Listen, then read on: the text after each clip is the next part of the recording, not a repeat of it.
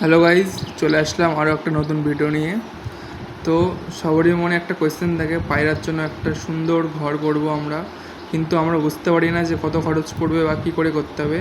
তো আজকের ভিডিওতে আমরা এই নিয়ে কথা বলবো। প্রথমে বাঁশ লাগবে, 10টা বাঁশ লাগবে আপনাদের।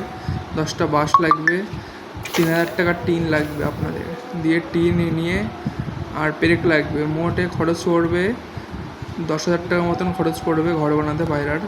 এই দেখুন আমি বানিয়েছি সুন্দর একটা ঘর। ঘর একবারে কমপ্লিট হয়ে গেছে আমার। পুরো কমপ্লিট করতে খরচ হয়েছে মোট 10,000 টাকা।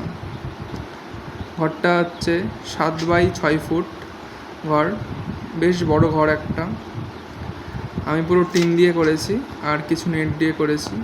তো আপনারা একটা আইডিয়া নিয়ে নিন যে আপনাদের কত খরচ করতে পারে। আমার একটা দিকের খরচ লাগেনি, কারণ একটা দিকে আমার দেওয়াল ছিল ঘরের। এই দেখুন।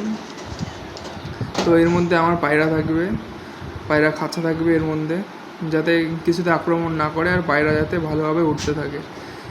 এই দেখুন আমি একটা দোলনাও তৈরি করেছি পায়রার জন্য বসার জন্য, সুন্দর দোলনা, সমস্ত বাঁশের দিয়ে তৈরি। তো গাইজ, আপনাদের একটা আইডিয়া হয়ে থাকলো।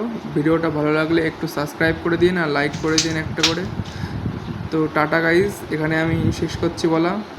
তো আপনারা যদি এরকম ঘর বানাতে চান তাহলে আমাকে মেসেজ করতে পারেন, আমি আপনাদের সমস্ত কিছু বলে দেবো, কী কী লেগেছে, কত কী খরচ পড়েছে, কত জিনিসের দাম, সব আমি আপনাদের ভিডিওর মাধ্যমে সব বলে দেবো। গাইজ ঠিক আছে, চলুন বাই।